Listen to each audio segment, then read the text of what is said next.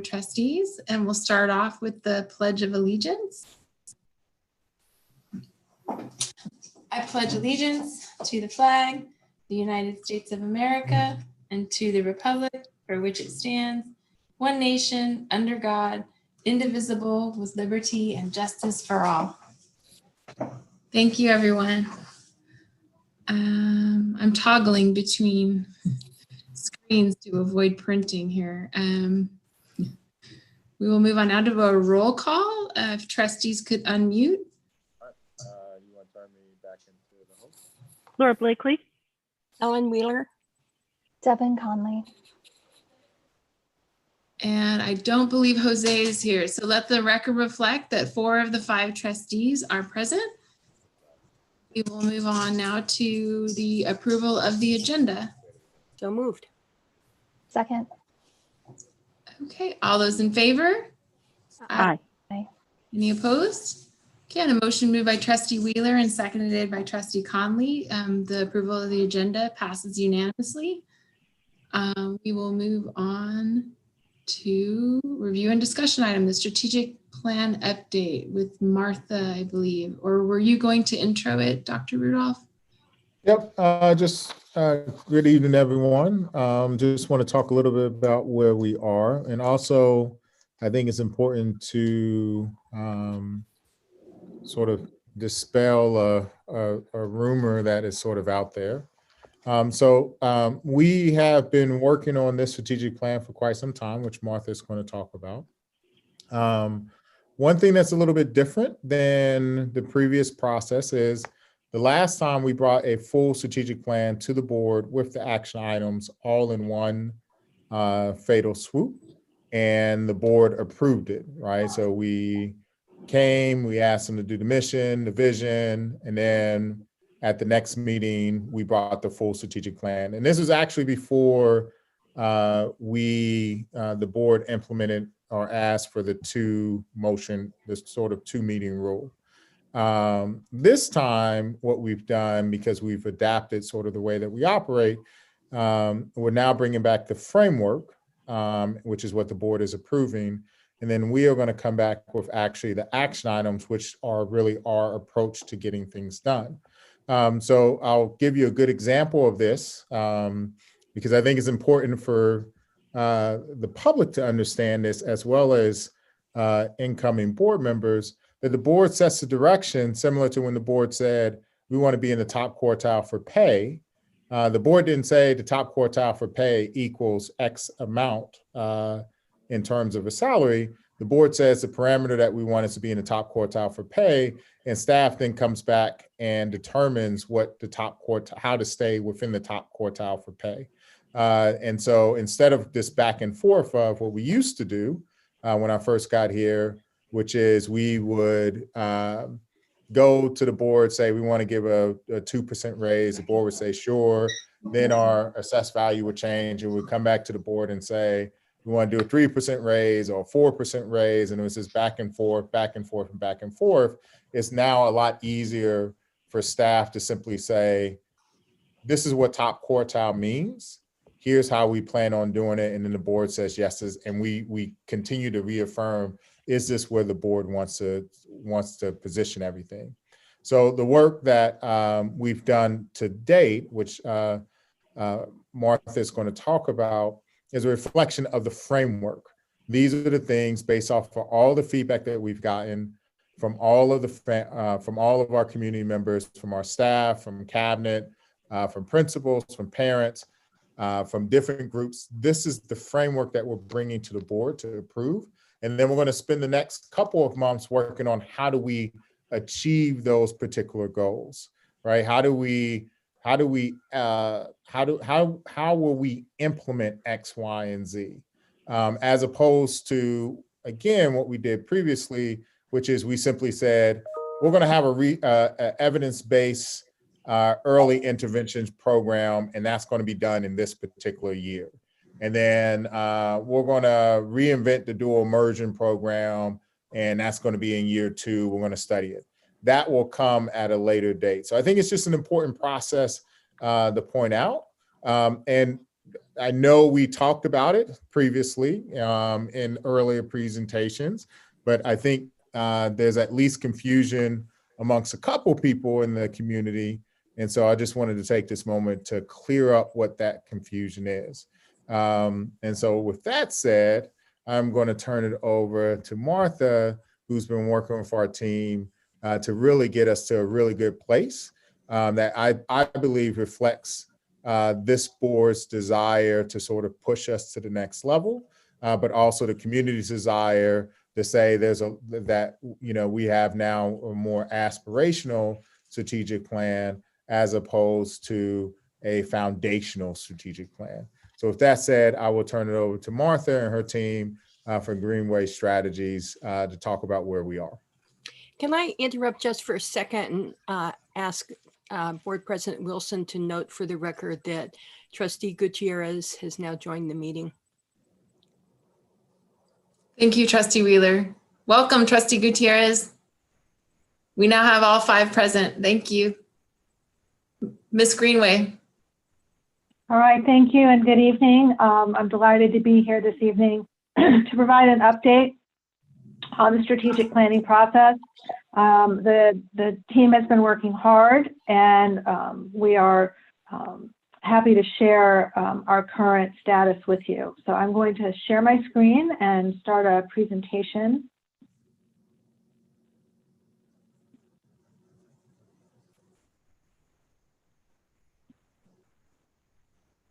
All right, great.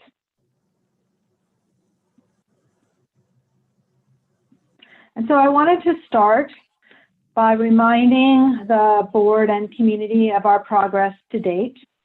So beginning in September, there was an in-depth review and analysis of district data, including the prior LCAP surveys from the last several years.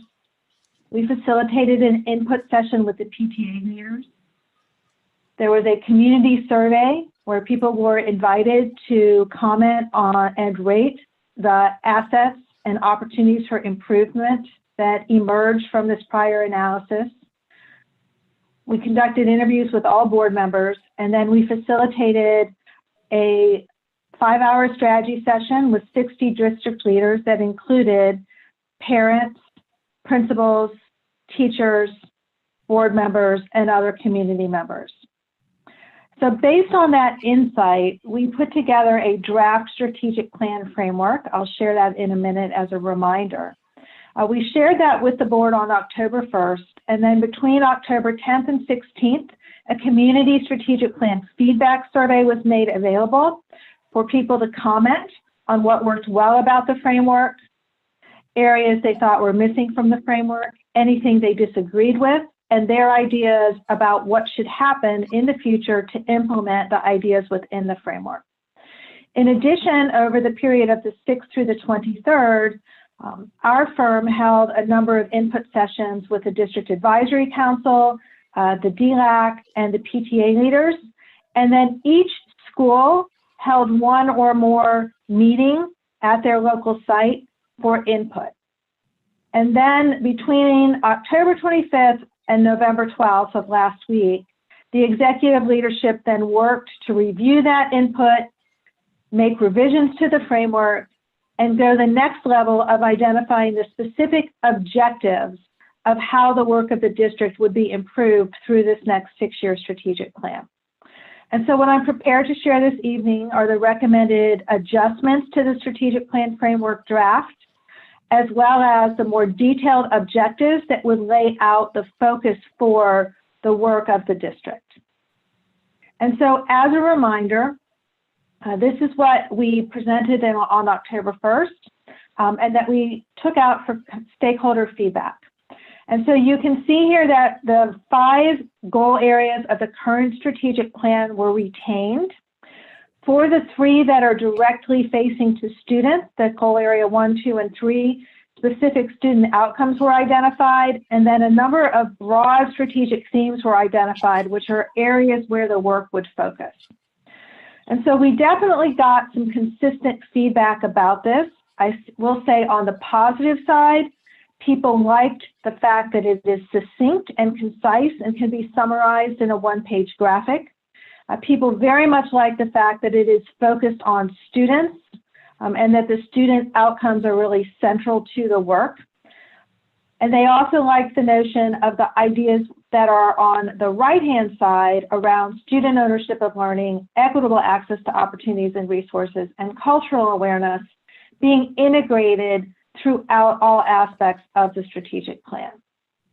But we did hear some ideas for refinement, and so what I'm going to share with you next is really the next evolution, which I believe, as Dr. Allende mentioned, really takes this from a strategic plan that was about building a sustainable infrastructure for the work to something that is aspirational and will really focus the district on moving towards the future.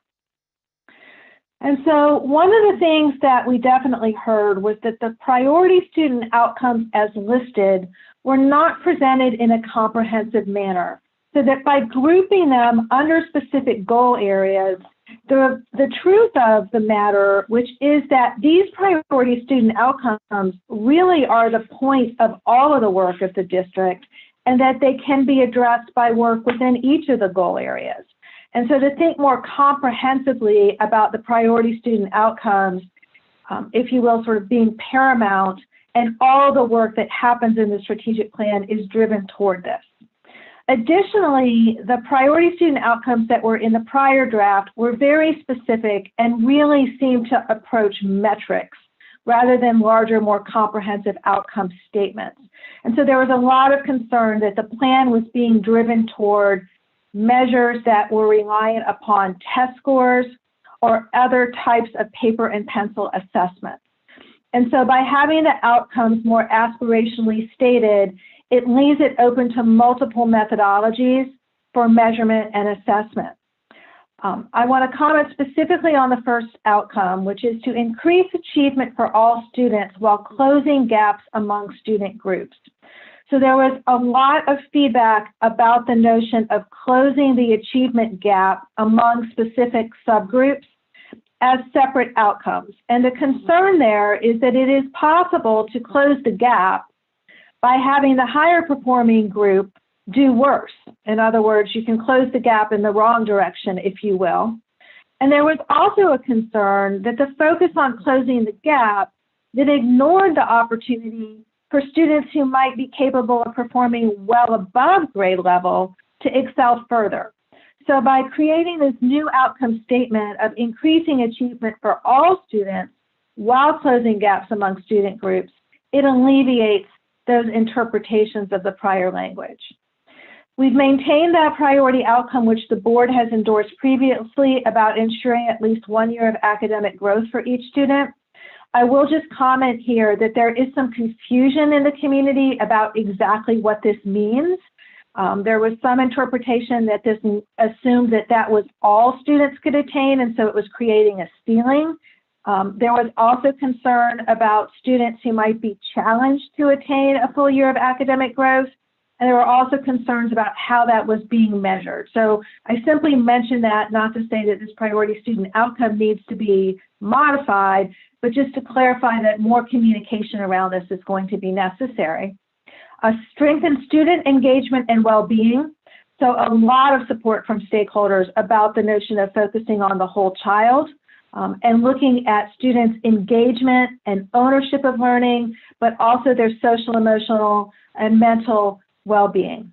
And then finally, ensure that all students are prepared for high school. This notion of the transition to high school and ensuring that the work of the district is aligned to that continues to come up as a priority. So we've merged the priority student outcomes into these four. All of the other specific metric-oriented outcomes that were shown in the prior version will nest underneath these. And so then what we've done is we have taken the goal areas that were presented previously, and we've modified those somewhat. One of the things that we found is that as the district, again, is evolving to this aspirational strategic plan, the goal areas need more specific focus. They now need to be targeted towards specific areas for enhancement. And while some of the current strategic planning work will be ongoing and will merge into this strategic plan, we don't want the next strategic plan to be viewed as some incremental baby steps working off the prior plan. It needs to be aspirational and really propel the district toward future success. And so what you'll see in this next series are how we are recommending transitioning the prior goal area language to some future goal area language.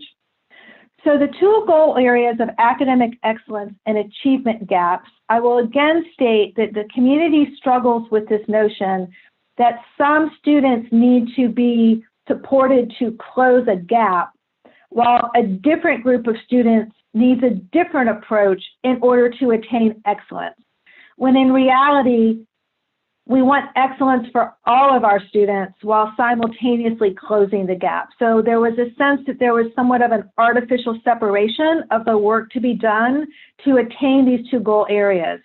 In addition, they're very broadly worded, and so a lot of different things could fit in there.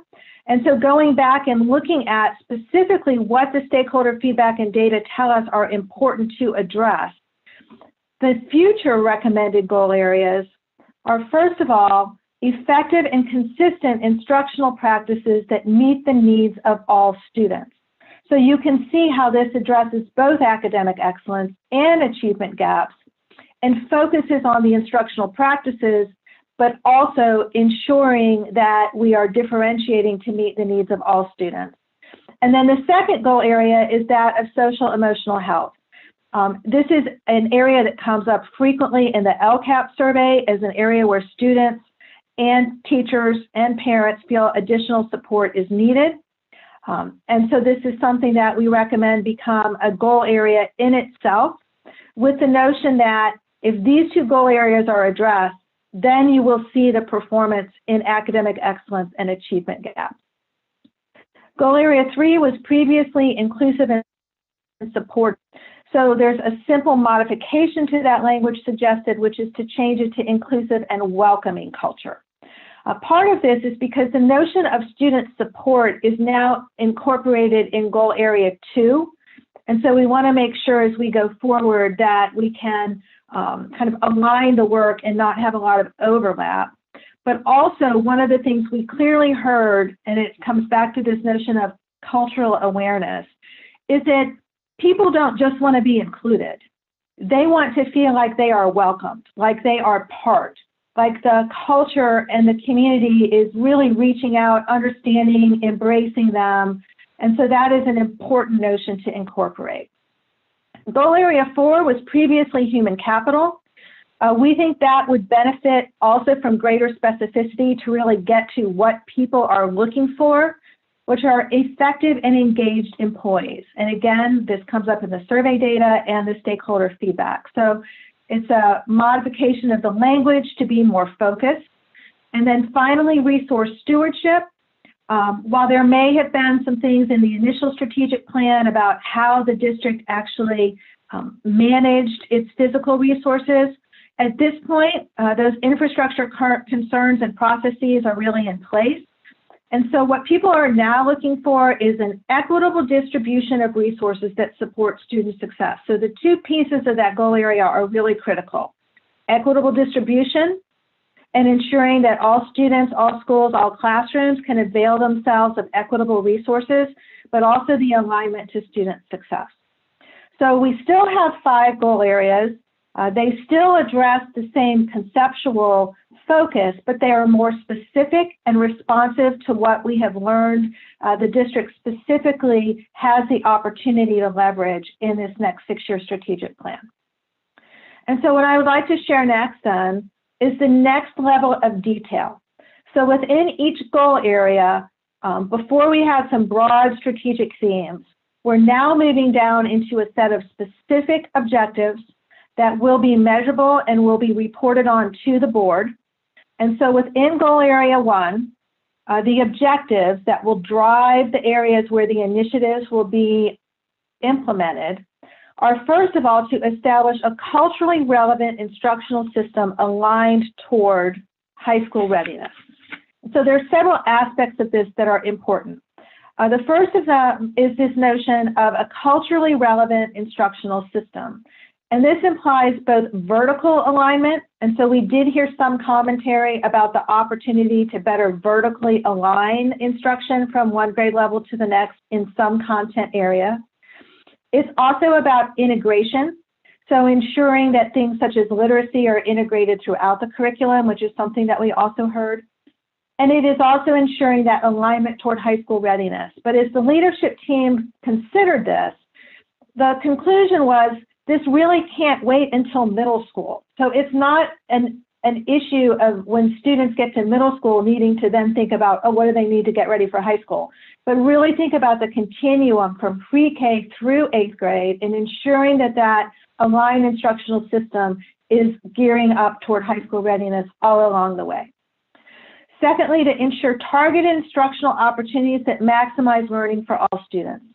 So fundamentally, this is about differentiation, but it's also ensuring that these address the needs of all students, those who might be able to perform well above grade level, as well as those who might need support to perform at grade level, and also instructional opportunities both in and out of the regular school day. So really thinking comprehensively about targeted approaches that are addressed for all students. And then finally, establish systemic approaches for student-directed learning.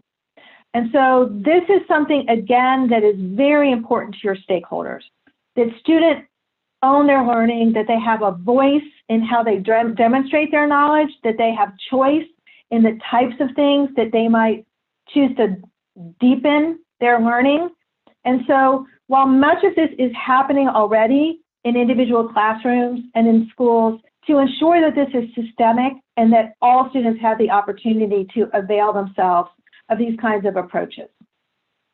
In goal area 2, student emotional health, there are 2 objectives. The first is around positive student behavior.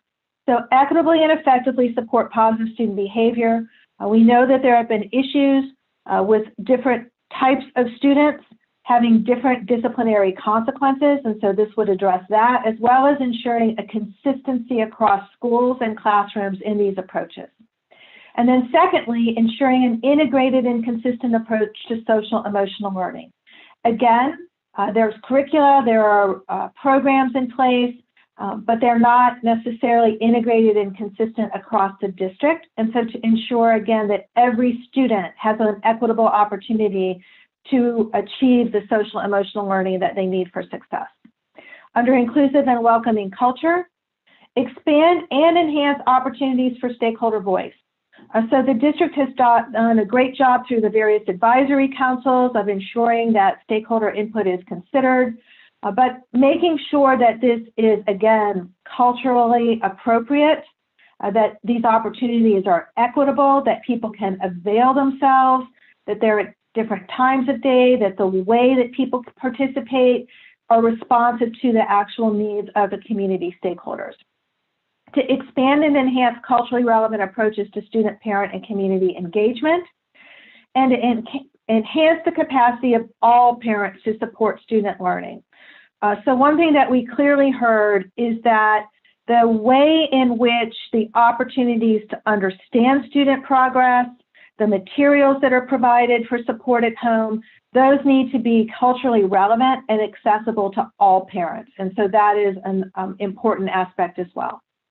In goal area 4, the objectives are to continue to attract and retain diverse quality employees, to adopt an approach to differentiated professional development aligned with student success for all employees. So I will say that this objective actually will then touch on the teacher and professional skills that are necessary to do all the other things we just talked about. So to ensure that that's aligned, but also this is the area on the LCAP surveys that has been historically rated the lowest by teachers and staff. It's shown great improvement, but this is really the biggest opportunity, is to have differentiated and relevant professional development. And then finally, to build the leadership skills to support future district needs so that there can be an opportunity for growth and promotion and job enhancement from within, which will also help to support the retention of quality employees. And then finally, goal area 5, two objectives, one around ensuring that facilities and resources equitably serve all students. And so part of this is looking at both the physical and the human infrastructure of the district and ensure that as those resources are allocated, that there are equitable formulas to ensure a common set of expectations are in place across all classrooms and schools. But the challenge also with this objective is to ensure that through the district budgeting process, that these equitable resources can be sustained and that they can be sustained as the district continues to grow in enrollment. And then secondly, to strengthen the infrastructure for flexible learning opportunities and flexible learning environments. And so this would include continuing to explore uses of technology, innovative learning environments, and ways that students can experience learning inside and outside of school buildings. And so I am going to invite the board to provide comment on these evolved goal areas and objectives. But before I do just want to summarize our next steps, because as Dr.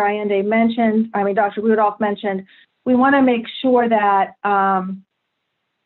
it's clear what level of work these objectives represent. And so in our next steps, we will be developing strategic initiatives to support each objective. So these are the specific projects that will be implemented to ensure that the objectives are met. We will then work with the district leadership to phase the strategic initiative implementation timelines, because if these initiatives are at the right level of work, it's simply not possible to do them all at once. So really thinking through the cadence of implementation. For those that would be implemented first, we will work with the district leadership to develop very detailed action plans that will include all of the items underneath here. And I do want to call out that stakeholder engagement will continue as the initiatives are implemented, so that there's a continuous feedback loop about how things are going. These will include budgets and staffing requirements and performance indicators to monitor progress. We will also simultaneously work on developing metrics and targets for those priority student outcomes, to develop a monitoring and reporting process for both the leadership team and the board, and to support strategic plan communication. So those would be our next steps following board approval of the goal areas and objectives. And as I think that you can see, it's important that the board endorse these goal areas and objectives before the leadership move forward with developing the strategic initiatives, because we want to make sure that they are directionally correct before taking that next step. So I'll pause and see if Dr. Rudolph wants to add anything and what questions or comments the board may have.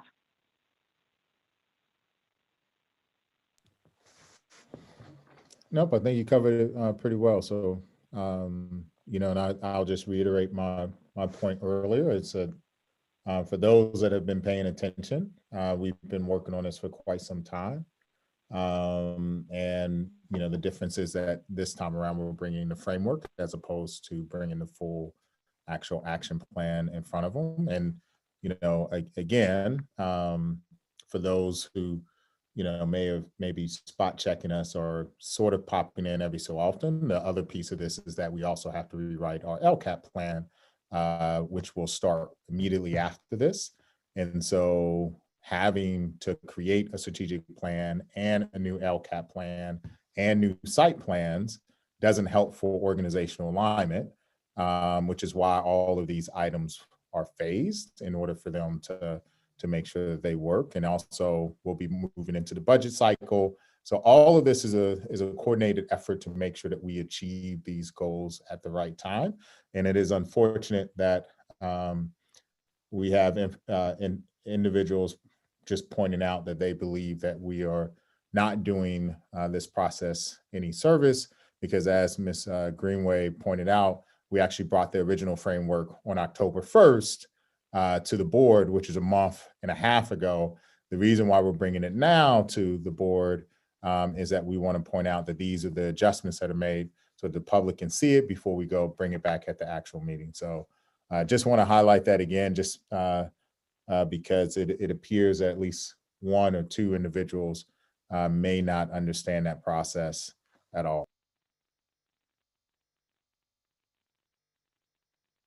Thank you, Dr. Rudolph. We'll open it up now to questions from trustees. I see one hand. I'm going to change I can't see all my trustees here. Hold on. Trustee Wheeler, if you'd like to start. Yeah, so two pretty short questions. One is, Ms. Greenway, you, at the end of your presentation, you described a timeline for next steps. What's your, how long do you think that's going to take? So I think that we will be able to identify the strategic initiatives in January, probably by the end of January. And then I would anticipate that the action plans for the phase one could be detailed by early March, as well as the remaining items on the performance metrics, which can be done simultaneously. Okay, thank you. And I will say I need to kind of clarify those specific dates with Dr. Rudolph, but that's sort of a general timeline. Thank you. So this has been a lengthy time from start to tentative finish, a lengthy timeline. Thank you. So I have a quick question. I couldn't tell in item 3C, you talked about materials that are, I couldn't tell if you were saying acceptable or accessible. So materials that are acceptable to parents or accessible to parents? I'm sorry. Accessible is what I intended to say. And this is particularly feedback that we've heard through DLAC and some of our other conversations that we need. There's just an interest in making sure that parents are able to physically access the information that's provided, but also it's communicated in a way that is accessible to them. Acceptable. Acceptable. So access. Accessible. That they can understand it and get to it. Okay, thank you. Thank you, Trustee Wheeler. Let me scroll through my script. Trustee Gutierrez, and then we'll go with Trustee Blakely. Martha, so I'm going to follow up on what Trustee Wheeler brought up with 3C, especially with the DLAC community. What exactly do they want? Are they saying that right now, because of distance learning, they have no access to what's being taught to the children and therefore they feel out of the loop? You know, that's an interesting question. And, you know, I think as we get into the initiatives, that's where we would want to dive into that a little bit further. I certainly think that some of the feedback we received was informed by this current environment that we're in. But I will say, Trustee Gutierrez, it was not the case that it was only in this environment that is an issue. And some of the things that were discussed were, you know, the way that people communicate with them, the language that's used to communicate with them, assumptions made about ability to access information in certain ways. And so I think an inclusive approach to engaging the parents, all parents, in understanding what works for them would be an important part of implementing this initiative. So I'm not going to presume to know all those answers now, but I think that seeking out needs to be part of the initiatives in this area. Okay, that's great, because that still sounds like general vagueness to me, because I know the teachers have been doing everything they can to promote the communication that you're talking about through them, of the parents that you heard back, which were a limited number. And when you look at the numbers now compared to the numbers that we had before, when we first had the strategic plan, participation is a lot different, right? For me, it feels like the first go around, we had we had more than 800 people participate.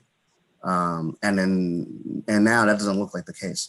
So I'm at a loss with the 3C, because I think right now teachers are communicating as best they can with all their parents as to what distance learning is and what the materials are that parents can have access to. But I think that there's also, if they're observing their child participate in DL, in distance learning, they're also seeing how the sausage is made. And they're not used to knowing that at times teachers will go through certain things that they cover with the children on a daily basis, which is very different from before, because that work, which they weren't familiar with, was work that was done within the class.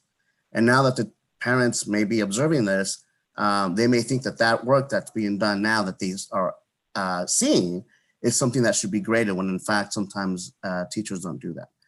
They observe it and analyze it from a different perspective so that they can then do the differentiated learning aspect to each particular student to fulfill the needs that they see that each student needs to reach to their potential to. So, I'm hoping in the future it gets more clarity and that the board that's going to take over follows up on that. Yes, and let me just also state, I did mention DLAC, but that's certainly not the only place where this came up. We did look at the LCAP surveys over the past several years, and we did have over 1,100 people complete the strategic plan survey, the majority of which were parents. And so I think in general, and again, this isn't to say that teachers aren't doing what they're supposed to be doing. It's just saying that as the district moves forward and really seeks to accomplish its vision statement, that there's an opportunity to ensure that parents really feel like they have the resources they need, all parents, to support their student learning. So that's really what's intended here. And I do want to point out a fundamental difference between how this plan was developed versus how the other one. So the other one relied heavily on the school quality review and the district quality review for groups to provide particular feedback. This plan actually, we leveraged every single stakeholder group that we had. So every school's ELAC was a part of this presentation or provided feedback. Every school site council, every school's PTA, principals were charged with bringing it to them, plus all the district representative committees were engaged in this process, and as well as the survey, the LCAP, and then staff was asked questions too, right? And so this process actually probably has more parents if we were to pull, once we get to the, sort of the glossier version of it, if you were to take the full number of parents that were actually engaged in this particular process versus the first one, you actually see that it was more parents who were engaged, but partly because we used a completely different process. Instead of asking people to come and join a big community meeting, this time we leveraged the existing school communities that were there, and which allowed not only for us to get feedback at each individual site, but also allowed us to get feedback from the district as a whole. And I think that is sort of reflective of a larger number and is a lot more traditional than as opposed to when you were first coming here and we're trying to figure everything out, which is what we were doing in 2015, 2016. Thank you for clarifying that, Dr. Rudolph, because as a metric-driven school district, it's great to have the numbers in front of you.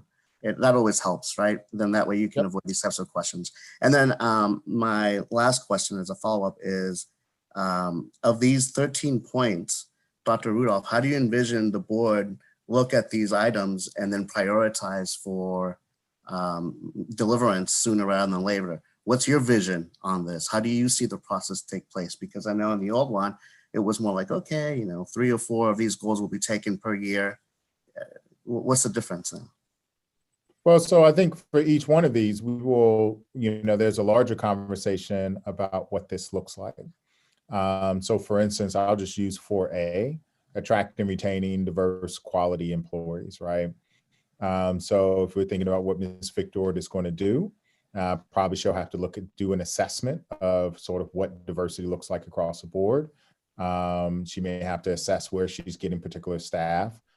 We already sort of have an idea of, where people are sort of retention. So there's this whole analysis that sort of comes, and then it becomes developing a plan of action for how actually to go out and get individuals. So that first part of it may occur, in the first part of the year. And then the second part of the year, because we won't be able to, you can't say as we're working on the plan that we're going to start going out and trying to attract a more diverse quality employees without knowing what that really looks like and having it be reflective of the student body. And so probably what you'll see is year 2, which is next year, she should have a clearly outlined plan across the board. And I think what we do is, as you know, one of the lessons we learned from the first strategic plan is that we front loaded everything in the first year. And what ended up happening is that we didn't get we got a lot accomplished, but it came at a cost, right? And so then the board came back and said, wait a minute, like, let's be a little bit more realistic of it. And so as we go through each one of these items, we will start to sort of phase them in. And so, you know, like, if we're thinking about student achievement, establishing culturally relevant instructional systems aligned towards high school readiness, that could be a 5-year project for all we know, right? Whereas ensure targeted instructional opportunities that maximize learning for all students, that may be a 2 or 3-year project, right? It really depends on sort of where we're going to take it, but these are very high level items right now. And it's going to take us a couple months to drill down into achieving these particular ones. And then as we work with, you know, Greenway Strategies and Martha and her team, we'll be able to really highlight and identify these particular action items are going to occur within these years. And so at this point, I guess what I'm trying to say, the long-winded version is, we're just not at the point to say, you know, this one is more important than this one. That will come, you know, the most important thing is to say, are these objectives and goal areas reflective of, you know, we believe it's reflective of what the community wants. Is it reflective of this board who has been the owners of this strategic plan? Is it reflective of the work that you've been overseeing? And is it reflective of where you want the district to go moving forward? And if so, then we move into the next phase, which is the actual planning from there. Thank you.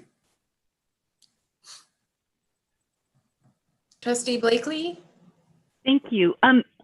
This is a silly question, but are we going to get this presentation so that we can really digest and read and think about it before our board meeting on Thursday? It is already posted on the website, and we can email it to you also. I just looked and I didn't see it, so that'd be great. Because just the way my brain works, I need to kind of read and think. So thank you. I really like the way that we've sort of tweaked and modified some of the goals, like inclusive and welcoming culture. I love that.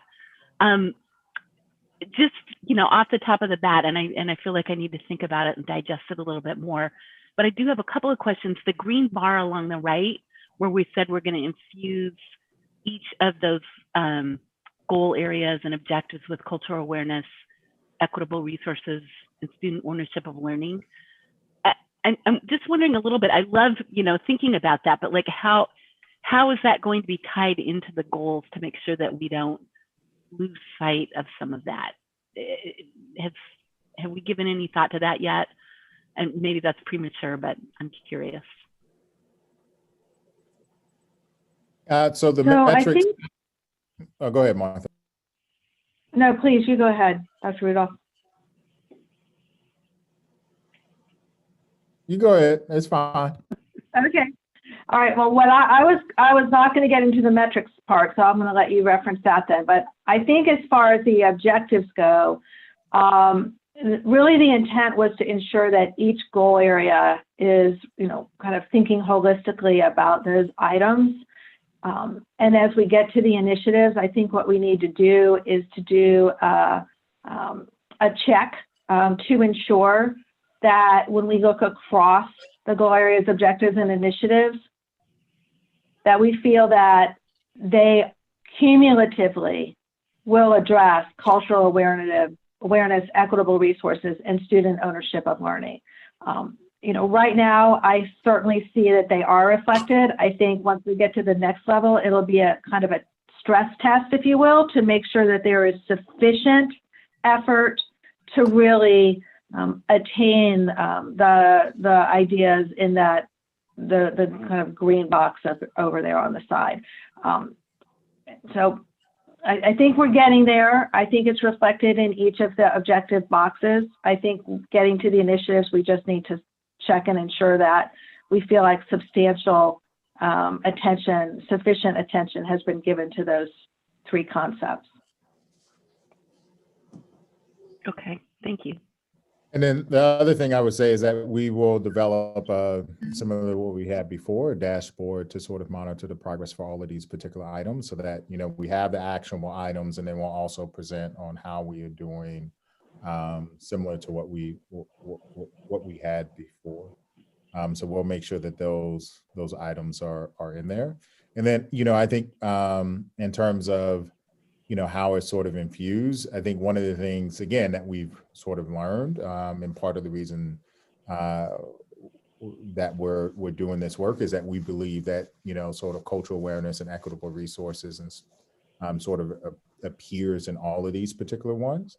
And so as people, you know, so when we think about, let me go to inclusive and welcoming cultures, right? So if we think about cultural awareness and we're talking about expanding and enhancing opportunities for stakeholder voice, right? So there has to be consideration for how each group interacts with us, as well as our different stakeholders, right? So how do students interact? How do Latinx students interact? How do Latinx families interact? How do Vietnamese families interact, right? And so there's a different conversation that we're going to have about what that cultural awareness is. And then sort of how do we interact with them, right? How do we elicit their feedback? What sort of action items take place?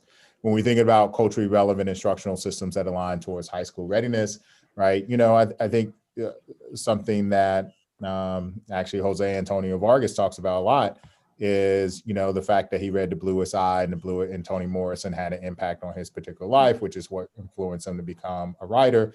And so asking ourselves, are we asking our kids to read things like, you know, James Baldwin or Salman Rushdie or all these other writers from across not the diaspora, but across the sort of the literary canon, whether or not that has an impact on our instructional practices and it's reflective of it, right? And so that is why you see all of these, and we can play this game for every single go, but that's part of the reason why we didn't specifically call out cultural awareness and equitable resources and student ownership. We wanted to embed it in across multiple areas. Okay, that sounds good to me. And then just one more question. We sometimes get accused of being very top down. And like when we talked about equitably and effectively support positive student behavior, and then I guess this is goal 2, ensure an integrated, consistent approach to social emotional learning.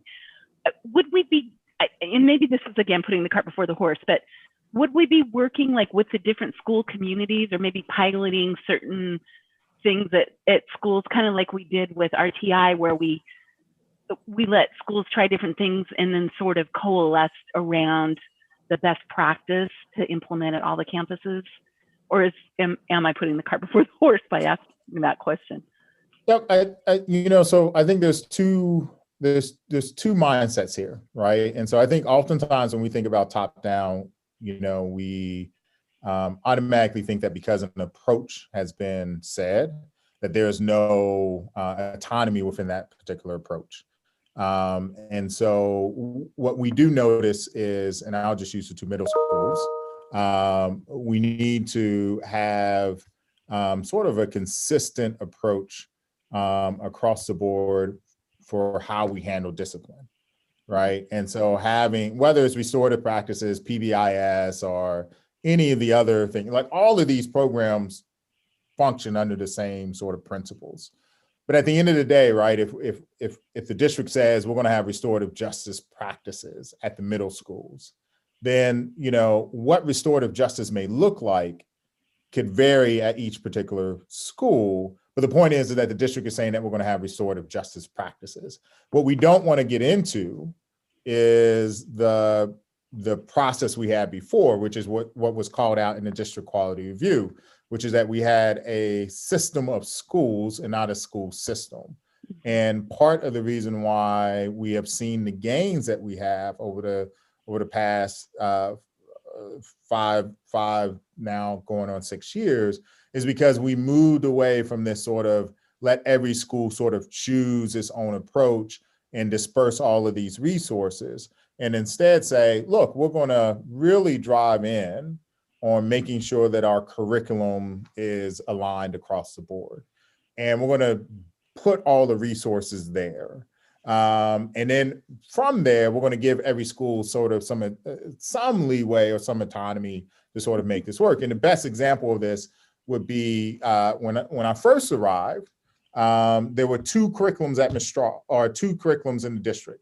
Mistral had its own math program, and then the rest of the district had a different math program. And as we started to revise, and I remember Trustee Gutierrez said this emphatically, like, my daughter went to school and now all of a sudden she's being asked to learn a completely different math program that all of her friends may have learned at a different school, but because she was at Mistral, she didn't have exposure to. And that there was concerns, right? And so the Mistral community really brought up a large concern about the inequity that creates. But we also recognize that the Mistral community wanted it also to be in Spanish, right? And so here's a good way of showing how you can provide some autonomy while at the same time providing direction. So we moved Mistral over to the same curriculum and said, everybody within the district, in order to create some type of alignment, is going to use Eureka Math. That assures continuity across the district. It assures that every single kid make sure. So Devin's, son is going to get Eureka Math just like all of his peers. The difference here, though, is that Devin's son can get it in Spanish because that's what the program may require, versus having a completely different math program that creates other issues along the way. And so, there's nothing wrong with putting a standard across the district. It's how schools implement that standard that really makes a difference. And that is where the autonomy actually comes in. Again, I'll use one other example. As a teacher, we were a standards-based curriculum. And so we had the standards that we had, right? And we had to follow those particular standards at any given time. But how I taught that particular standard was really about the autonomy that I had in my classroom. And I never viewed the standards as being overbearing. I just viewed it as, this is where the district is driving us, but I have all this autonomy that exists within this framework. And that's part of, that's sort of the back and forth. The other thing I just want to point out, and I forgot to say this earlier, Trustee Blakely, is part of the reason why we have this meeting today is for you to you to start thinking about the process of the strategic plan before it actually shows up on Thursday. So that you would have had, sort of the background information. You had a chance to talk to Martha and ask her particular questions about what's taking place, how we got here, why these particular things happen, so that you sort of see the background, to Trustee Gutierrez's point, how the sausage is made. But then when we get to Thursday, you have the opportunity to really dive in and have more, substantive feedback. Or sort of can make adjustments on the fly. Because one of the things that we've learned from trustees over the years that I've been here is that asking people to do it in the moment becomes pretty difficult, as opposed to giving them the opportunity to sort of start digesting the information. So you now have sort of a longer window to jump into it, which will probably change some of the questions that you're going to pose in your weekly questions as you send to us. Thank you. Just a point of clarification. When I brought this issue up about math, it wasn't just me and my daughter, but it was also other families. I don't want people. Yeah. No. I special treatments, far from it. Yeah. No. I wasn't trying to point out that it was just your daughters, right? It was a larger community. But you did bring it up as a point, like, why are there two different programs at a particular school? It wasn't about your daughters in particular. It was about this school. So sorry, I guess I wasn't clear about that. I have one follow-up question, if I can. And then we'll go to Trustee Gutierrez, and then Trustee Conley had her hand up. Sure. Thank you.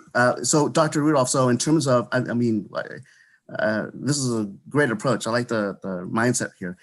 So in terms of inclusivity and cultural awareness, that all sounds more and more like an implementation of, I don't want to, it kind of sort of is, but of ethnic studies from a vantage point of the district and how it looks at culture, right? And how it tries to teach that as well, and the different subject matters pending the grades and the interest levels at that time of the children plus the teachers and their ability to become more familiar with one another and themselves along the way in this educational process. So is Megan going to have a role in how to partner up then with the teachers to figure the approach out and the pedagogy about all that? Or what's your best guess on how the district may look at it? Yeah, so Megan actually has already started doing work. So one of the items that she's actually waiting on right now is for us to finalize the strategic plan before she dives in to really start doing a lot of the work. So having this framework is a really important part because she'll be able to create an action plan that says sort of here's where I'm headed. But she has already scheduled, she's been, I know she met with Ms. Strahl to talk about some of the action items that they want to do. I know she's met with a couple other schools. She's been doing PD with principals, obviously. She's also facilitating these conversations around topics around race. We have another one coming up with the Latinx community, similar to the talk. She's been doing a lot of particular work. And she will have a large role to sort of help. And she's been meeting with each department to talk about, so what does this work look like, and sort of gathering feedback. So she will have a larger role. And what you will see as part of the action items is everybody will have sort of an ownership or will be assigned ownership of a particular item, which I think is a little bit different than what we did for the first strategic plan. And so you'll see the items that she's responsible for, but what you really will see is that Megan's embedded into all 5 or all 4 goals as opposed to being a standalone item altogether. Trustee Conley? Yes, thank you. So I have just a few questions. On objective 4B, I almost want to diagram that sentence, adopt an approach to differentiated professional development aligned with student success for all employees, because it feels like maybe the subject and object don't line up. I'm wondering if it could be something a little more straightforward, like differentiate professional development and align it with student success or something like that. And that's just wordsmithing, but right now it seems a little unclear to me. I get where you're going, but I want our objectives to be really strong grammatically so that anyone reading them can understand what they mean. And then I'm curious about the work of, and Dr. Greenway, you have done this work with other districts, defining a culturally relevant instructional system. How have you seen districts kind of tackle something like that? What is a process for doing that? Because I think that's a really big piece. Oh, you're on mute.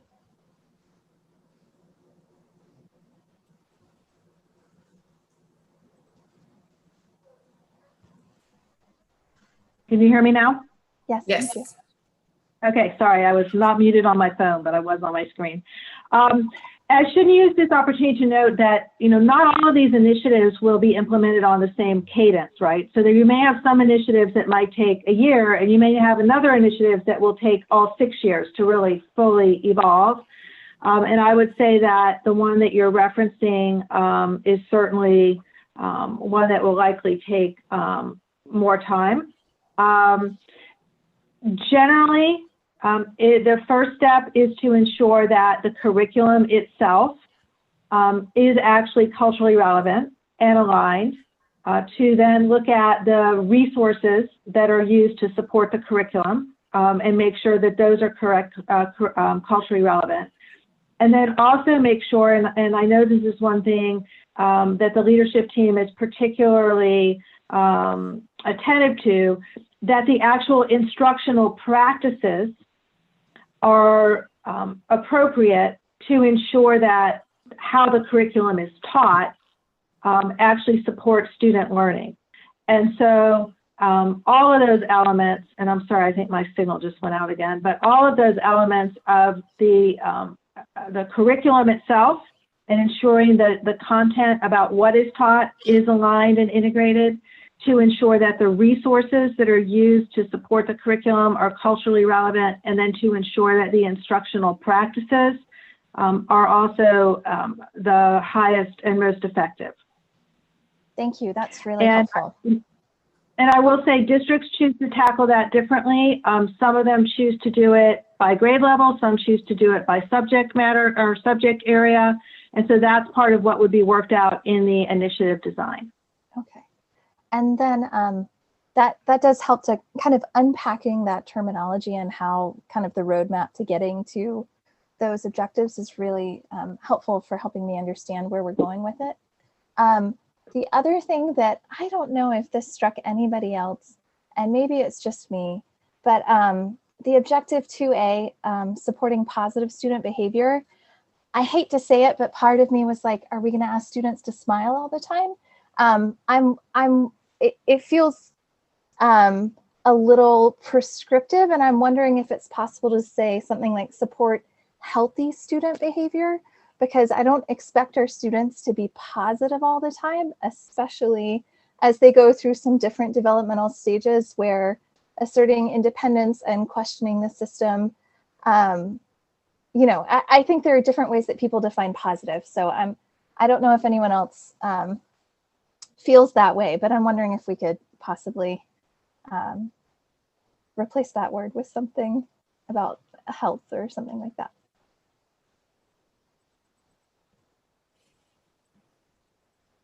Yep, definitely take that into consideration. We can make some adjustments before the for the next meeting.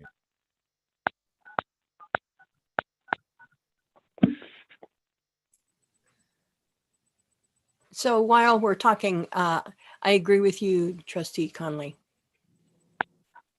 Yeah, I read that and I thought it must just be, it seems like a very disciplinary piece as well, the whole thing. And I think it's really like, it's how to help kids deal with all of their emotions, not just their positive ones, that show that there is also growth in adversity, and challenges are opportunities to grow and to learn. But I understand the intent of the framework, but I think, yeah, I would agree that the language on that one might be able to be tightened a bit.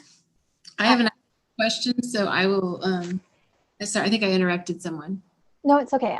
I will wait for when we come back for comments. Did you have, I'm sorry, you had more questions? No more questions. Okay, so I've got a couple questions. First one is, I remember the last go around on this. It was one of my first board meetings with the entire cabinet there. And I saw how this was sort of outlined in terms of by department. And I saw the bulk of the burden resting on one specific department, which I think drew concern from all the trustees that were in the room, as well as that department lead, which was very clear on her face. So my question is, you've talked about there's going to be these plans of actions developed. Will you be looking at these departmental level considerations, like the weight of the work in terms of creating like the outline and the timeline and who can do what when, and how I know a lot of these pieces might be intertwined between departments. It sounds to me like a very large challenge to plan implementation. I just hope that some consideration will be taken in terms of like how the workload is spread out, I guess was the question. Yep, just want to point out that Chief Academic Officer Bauer's department actually is the largest department, and it is more encompassing from special ed to now there will be a wellness person over there. Plus you have Title I programs, right? So it is by and large, it is our largest department compared to HR, which is the smallest department. And so the work will be equitably distributed, but because academics is the main focus here, it does drive a lot of the other items as opposed and requires a lot more. But I think, again, part of this is, and this is, again, the difference in the two approaches. The previous strategic plan, we had a work group that actually created these items, and then we took it to the departments and said, oh, here you go, here's what you're going to do. And then we revise it as we went. Whereas this time around, Cabinet has been involved from day one, along with getting the stakeholder, the different stakeholders engaged. And so they've had a larger role in crafting the actual process as opposed to just being delivered to them. And I think that will also help with making sure that it's doable. I think the other piece of this is that we obviously learned through the different iterations of the strategic plan that there's only so much that we can do, and so we will. I think Ms. Bauer will be very upfront with us about how ambitious we are over the course of multiple projects, and we'll be able, and she'll have a larger role with phasing things in across the board. But I can always let her, since she's on the screen now, she can speak for herself too. I have to say I appreciate the question, Trustee Wilson. And I think to Dr. Rudolph's point, been very involved in the development of these objectives. And I'm actually behind all of them. I'm really excited about them. I think they're definitely the way that we need to go and the things that we need to tackle. And I'm looking forward to the process of developing the action plans and having a bigger role in really helping define how we're going, how we're going to do it, and definitely being able to say, hey, we might not be able to do all that in 1 year, but we can get it done. We can definitely get it done. Give us just a little bit more time. That's great. Thank you for clarifying that. My other question is, I know that this is an overarching framework, and we're getting into the what's we want to accomplish and not the hows. So I don't want folks to see this as that we're not getting into enough of the deep dive on how we could accomplish all these things. So I guess my next question is, since we've just rolled out our one-to-one devices, we don't need to prescribe right now in a strategic plan how those devices could be used to support any one of these goals or objectives, but that's clearly going to be something that your plans of actions will consider, because we didn't as a board approve that kind of a wholesale deployment of technology in order for it to be ignored. So I just want to give you an opportunity to answer that. Yeah, so of course, I think that's a great example that you mentioned, because the one-to-one devices are an enabler of the strategy. I don't need to tell you all that giving a student a device in itself is not going to change academic outcomes, right? It's all about what they do with them, how that is deployed. And so the strategy lays out, here's what we want for our students, here are our large objectives about what we're going to do to enhance our district. And then as we think about our implementation plans, that is one more resource and tool that we have to deploy in this work. So as you see those action plans, that's definitely then where those tools and resources will be integrated. Thank you, Martha. And my final question, I'm just curious, in all of your experience working with school districts, have you ever come across a board that says that you've entirely missed a whole objective or goal in engaging this many stakeholders? No is the short answer. I think that because of the guidance that you all provided in the beginning, and that's one reason we made sure that we wanted to hear from all trustees individually at the beginning of the process, engaging the leadership team, and then having fairly broad opportunity to hear from community members. If that part is done carefully and the information is considered carefully, and then, as you know, there was the 60-person highly representative strategy design session So it wasn't as though we or the leadership team, went in a closet and cooked this up. It really emerged organically from the community and from your work and your data. So we've never, fortunately, gotten to this point, and the whole thing has just been off base. What we generally find is what we've heard tonight. There's some opportunities for clarity around language. There's some opportunity for clarity around meaning. And there's definitely opportunity as we go forward to go deeper into what the stakeholders really do want and what are the most effective ways to deploy these things. And so I also want to say this isn't the end of the stakeholder engagement either. That will continue in the next phases. Wonderful. Thanks, Ms. Greenway. Trustee Conley, did you have another question, or you said that was a comment? I have a comment for after. Okay. Are there other questions from trustees? Trustee Wheeler? So related to what you just asked, Board President Wilson, Dr. Greenway, I know you do processes like this all over the country.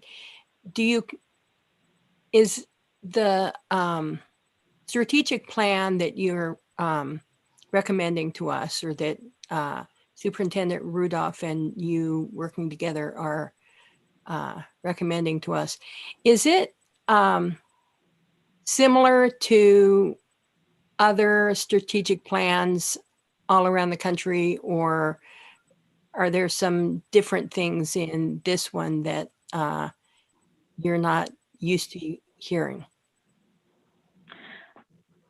So, if the strategic planning process is done correctly, then there should be unique elements in every community's strategic plan. And I definitely think there are some unique elements in your strategic plan, which simply means that it's responsive to your community.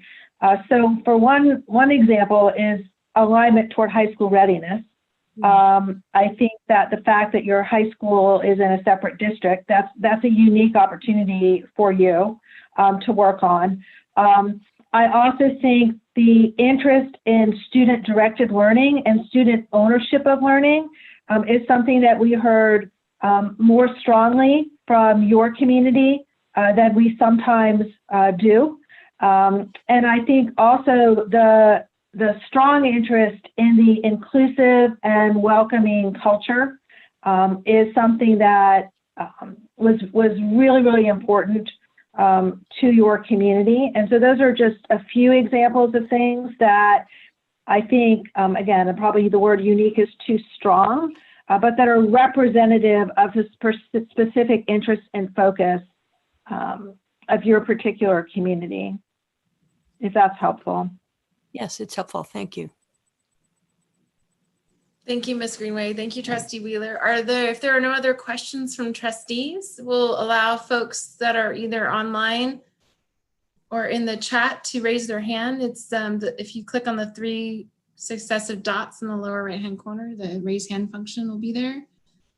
We'll give that a second or two to see if anyone on the call would like to chime in. And I believe we have 2 emailed public comments. Is that correct, Dr. Rudolph? That's correct. Okay. I don't see any hands, so why don't we move to those public comments, if you don't mind. How much time? We'll do the 3 minutes each, since there's only 2. All right. Give me 1 second here. Thank you.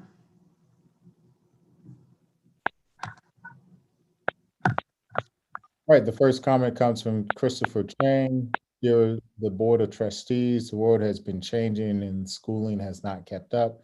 This is true before the pandemic, but is all the more true right now. Schooling should not look the same at the end of this crisis.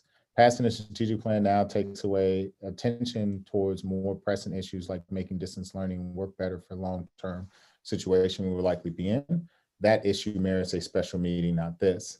The plan has a strong foundation, yet does it capture the charge of Dr. Rudolph inspiringly presented during the last strategic plan May 19, 2016, when he articulated a vision for where we must go to prepare children differently for the disruptions of the 21st century. Dr. Rudolph in 2016 identified that in the town of Google and Khan Academy, and with a parent body at the center of shaping the future of the human society, those thought leaders and their work should inform our planning. Why not in 2020 take the time to include them? The district has made a historical multi-million-dollar investment in one-to-one laptops for all students. What is the vision for these tools? Why not take time to include this transformative development? I urge the school district to slow down its strategic plan to take advantage of the remainder of this academic year with the goal to be completed by June. As with the fencing, the district has again created self-imposed unnecessary deadlines that rush the process. The current schedule has this item returned in 3 days as an action item. Special meetings are meant to go in depth on issues, expand public engagement, and attend to the crisis. This meeting does none of those things. The plan itself was not posted online before this special meeting. The timeline for the email public comments was not even possible given the agenda itself was posted only a weekend before this meeting. In the 2016 plan, there was a month between its presentation and passage. The board's intentions are good, but I urge the board to re-examine its timeline to include more of MV's expert in community and envisioning the future. The second comment comes from Joe Fish K. Why is this special board meeting being called to present a six-year plan today, which is according to previously communicated plans to be approved in 3 days on November 19th? If this is really a plan which will have impact for 6 years, there needs to be an opportunity for public discussion and ideally revisions and iterative designs of the proposal, not just a discussion which impacts the proposal. 3 days is not enough to have that discussion. There is no need to force the proposal too rapidly. It needs the time for iterative community engagement. The last plan in 2016 had nearly a month between the presentation and approval, which seems entirely appropriate for the plan of this scale. I trust the board will decide today to have sufficient time for that engagement and the iteration of the plan to produce that will be impactful, meaningful, and good for the district. Thank you, Dr. Rudolph. So we'll open it up now to comments from trustees.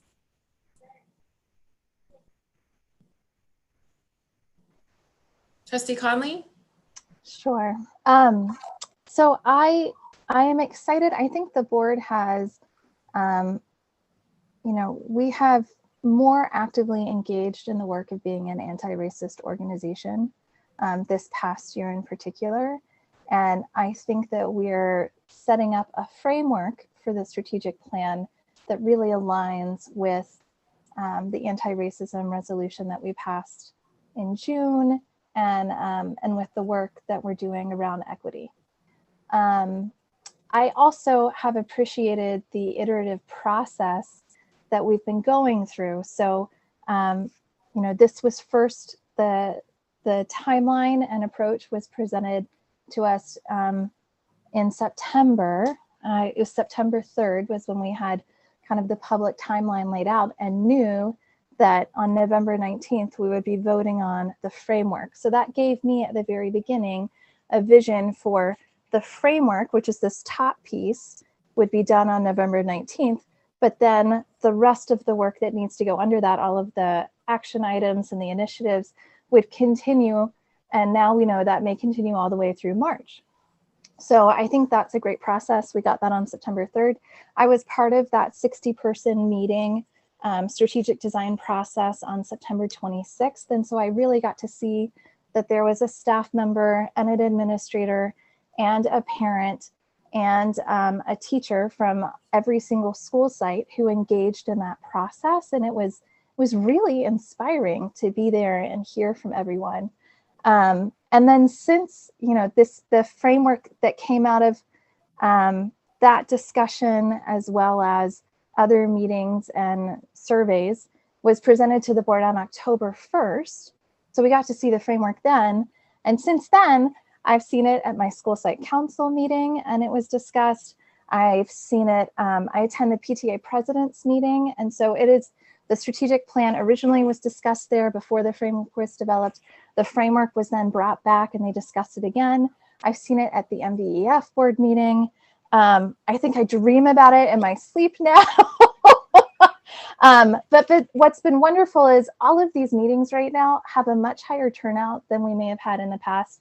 I remember going to a school site council meeting last year in person, and there were like 8 people in the room. And instead now there's 20 to 30 to 40 people who can Zoom in for those meetings.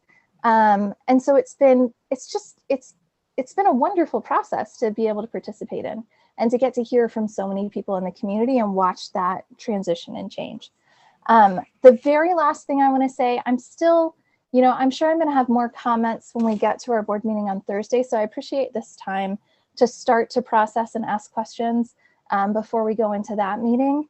But I think what's hanging me up on that objective 2A about positive student behavior is that it seems to be aiming at compliance.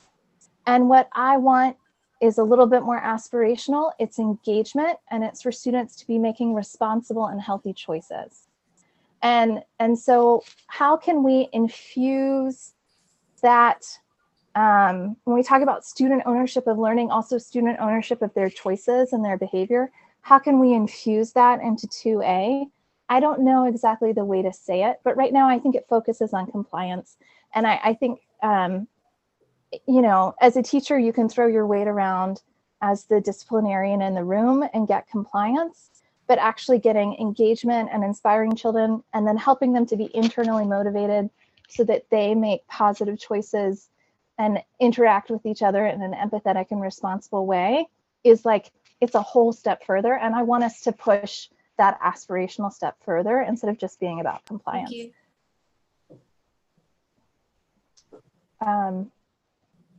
Somebody just said thank you. I wasn't sure who that was. Okay. That's all I have for now. Thank you so much for leading us in this journey, Dr. Rudolph and Dr. Greenway. Thank you, Trustee Conley. Trustee Blakely? I just wanted to reiterate that I really like what I'm seeing. I do need to think about it a little bit more, but like going from human capital, that sounds so like, I don't know, Marxist or capital, I don't know, Das Kapital, something or other, to effective and engaged employees. I like that. It's warmer, and it's what I think it's really what we're about. And so, and that's just an example. So thank you for all the hard work and for synthesizing all the many perspectives that you've been listening to. It's really appreciated.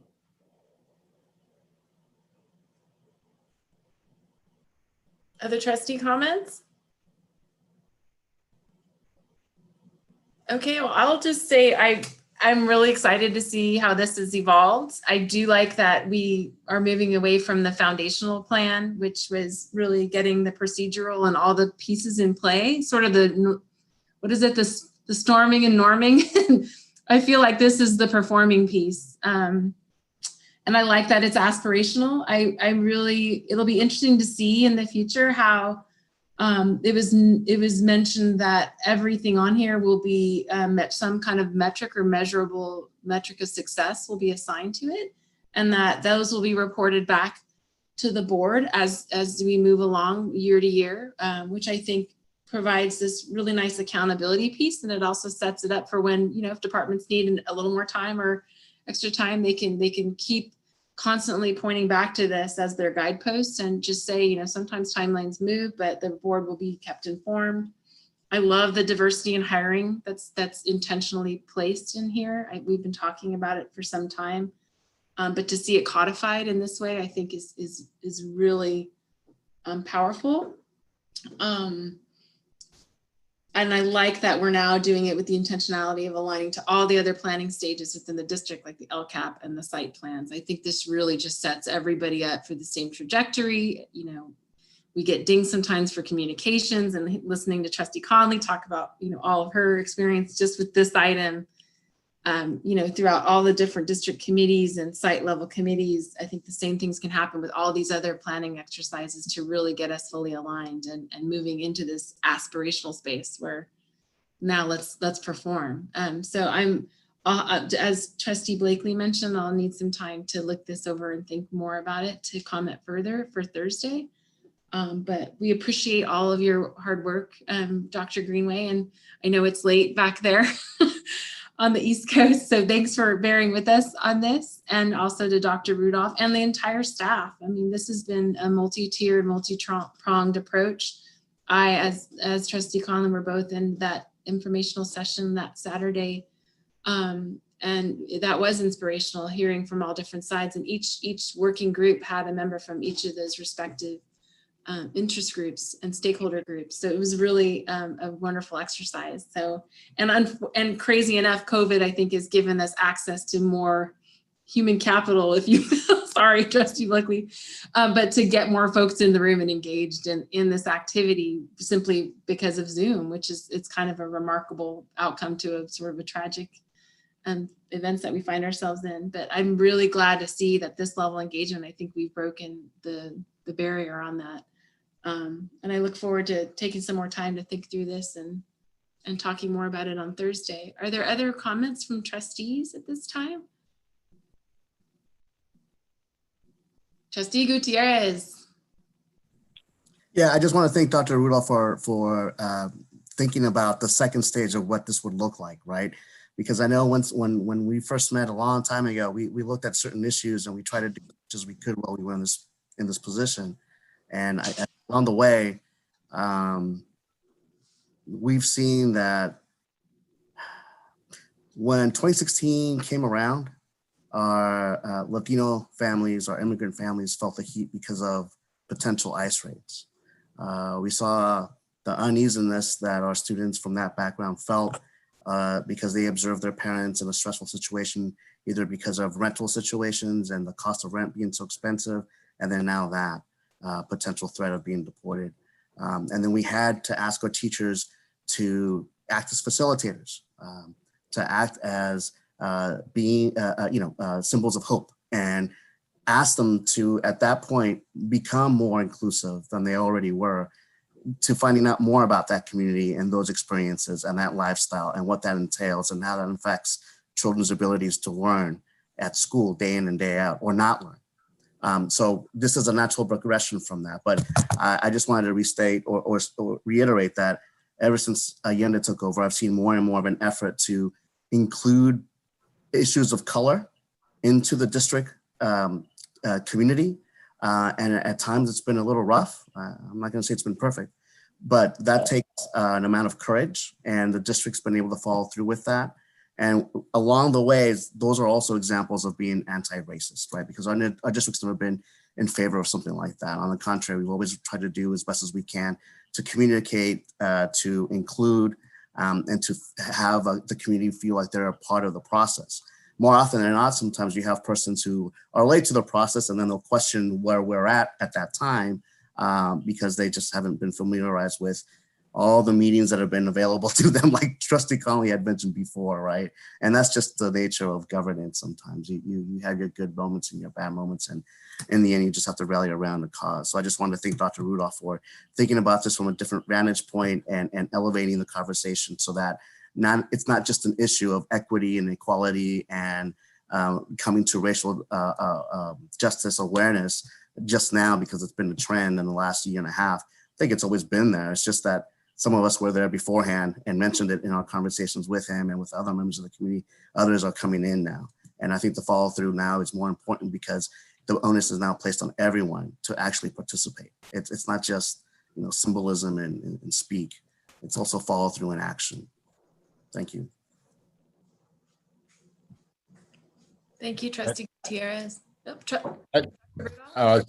Yeah, I was just going to say, I think this is more reflective of the work of Greenway Strategy, as well as the team that works, that gets this stuff done.